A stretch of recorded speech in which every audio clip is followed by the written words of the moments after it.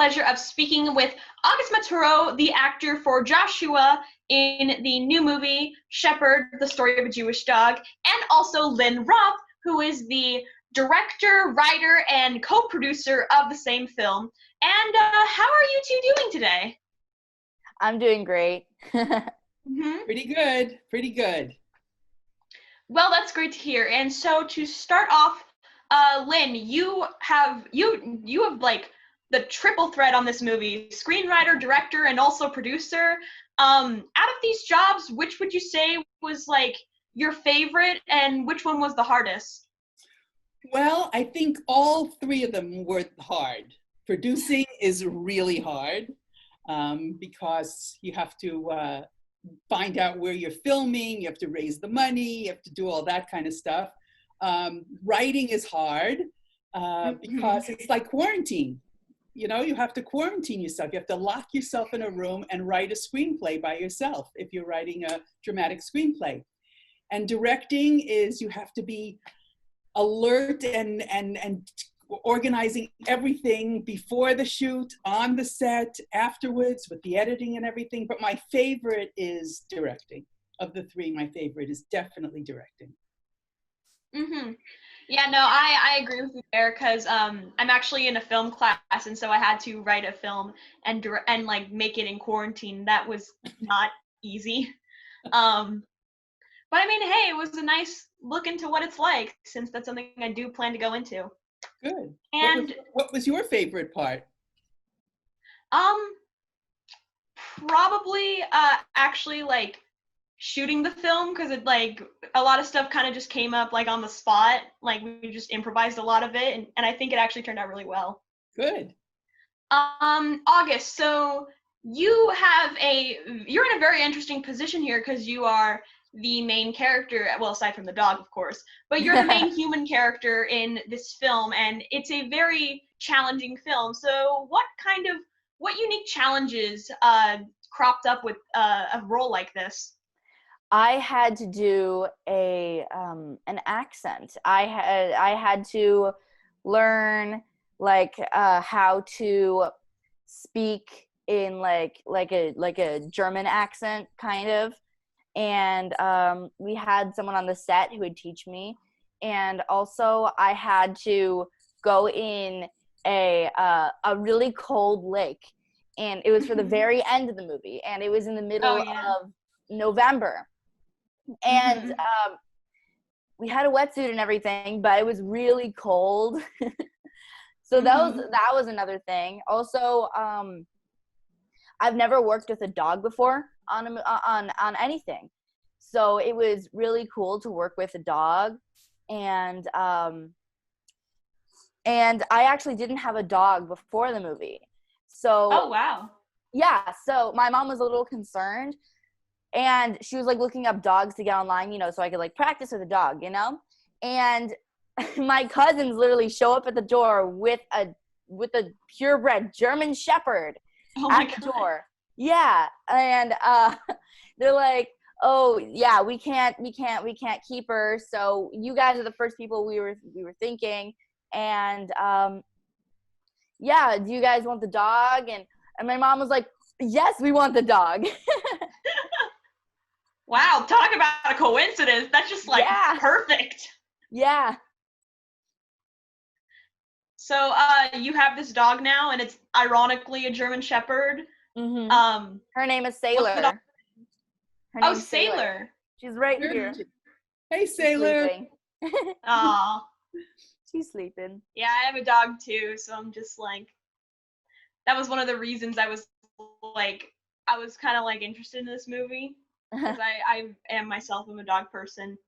And actually, on the topic of that, Lynn, I mentioned this in my review, but I tend not to like dog movies, despite the fact that I am a dog person and have a dog, mostly because they oftentimes, like, I'm very much into theming and like the messages of a film, and I'm like, dog movies tend not to have that. They just kind of prioritize, it's like, hey, here's a cute and funny dog. But I think Shepherd really does this, like, it subverts this issue very well. And how did you make this happen? It's like you managed to give this film like a really great message, and I appreciate that a lot. Well, it was based on a book. called A Jewish Dog. And when I heard, even before the book was written, when I heard about the idea of this story, I thought it was absolutely fantastic, because like you, I love dogs. And I felt that this subject matter told through the prism of a dog would be very, very affecting, very emotional. It was a way to tell the story in a way that it's never been told before. Yeah, no, I definitely agree that this film was very emotional. That might just be because I'm very bad at handling animals in movies. So like that, I was like a mess. Like, thankfully, no one was there to see me crying, but it was really bad. I'm just gonna say that. And on the topic of like how this film affects people emotionally, August, this is again, this is a very emotional movie. It's a very challenging movie, as we've already discussed. How did this film affect you emotionally? It affected me because I didn't know anything about the Holocaust. So I had to study, so I read tons of books, I watched tons of movies, and this movie showed me like that there are crazy things that have happened in this world already, that going through this pandemic seems easy. Like, they were going through really hard times, and I wasn't even taught that in school. So knowing that like millions of people were killed in the Holocaust, no one's informed about it, so they can prevent it in the future, is just crazy to me. Yeah, that I agree with you there. And because like I guess maybe it's like certain schools are different, because I know my school very much went into it. Both middle school and high school went into it. So it's like also because some people just like some schools just don't teach that, and I personally find that kind of insane, because it's like I feel like this is something that should kind of be like common knowledge, but I don't know. And since Lynn, since you're the director, of course, there's a lot that has to be done in terms of the acting in this film. And I mentioned this in my review, but I think the acting, especially with August, was really good.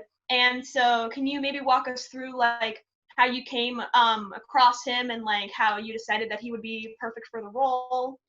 Well, we were interviewing boys around his age, and then somebody told me about him, and I saw him on tape. They sent me a tape of a scene that he had done, and it really blew me away. So I wanted to meet him, and I had him come to my home because I have dogs, and I wanted to see how he reacted to dogs, how he felt around dogs. This is before he got Sailor, but he did pretty well. I think he was a little bit scared, but he did well.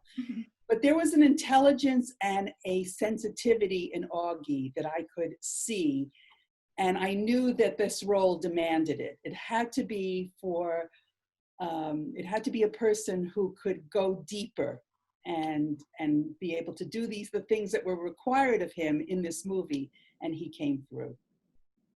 That's really. As far as the other sorry, actors, go ahead. No, as far as the other actors, we shot the film in Hungary, so most of the actors are from Hungary or Romania, and they are speaking English, which was not so easy for them. And as Augie said, they were all doing a European dialect, a European accent, to make it seem more authentic. August, speaking of your acting experience, I find it very interesting that you've gone from a Disney Channel show to a horror movie to a war movie in a very short period of time. What's that like? And like, do you have like a favorite genre, or like one that you want to work on next? Honestly, I love all the genres. I love them all. Starting from comedy, like, and I've done that for like so long. I was longing for another genre, and I was so excited to work on a horror and a war movie, because I was able to explore different genres, and people don't take Disney actors seriously, and I don't know why. And some of the best actors come from Disney. So going from comedy to horror to war, it was really exciting, and I was able to challenge myself as an actor. Mm-hmm. And yeah, I understand what you mean saying people don't take Disney Channel actors that seriously. I guess because it's like, oh, well, it's aimed at children and like it's all like funny and goofy. But like, no, there are some genuinely really good actors that come from Disney. And I think you make a really good point there. And since we're on the topic of, you know, previous work, Lynn, I was interested when I looked through your IMDb and I saw that you've been working in the entertainment industry since the 70s. And when I was reading off, when I read off some of the stuff that you were like, that you were doing, my parents got really excited. So it's like, what are some notable differences between like the entertainment industry of like back then and now? Well, of course, the most notable difference is that there's so many more women involved today. In those days, there were very, very few women. We all knew each other. We knew the women comedy writers, the women directors, the women producers, because it was a tiny, tiny little list. Now, there are so many more women that are part of everything. So that's the biggest notable difference. But it was great in those days too. There were, you know, there was a golden age of comedy during that time, and there were movies for television during that time, which we don't have so much now. But I think that today there's maybe more exploration of different subject matter. I think we've expanded, and it has to do with all the channels that we have too, all the cable stations, all the streaming, all the ways that we see movies and television today. It's different. Yeah, I get what you're saying. And well, thank you guys so much for this incredible interview. Thank you for having us. Yes. And that's it for now. This is Calista B reporting for Kids First. And my guests today were Lynn Roth and August Maturo. And I will be seeing you all later. Bye-bye. Bye-bye. Bye.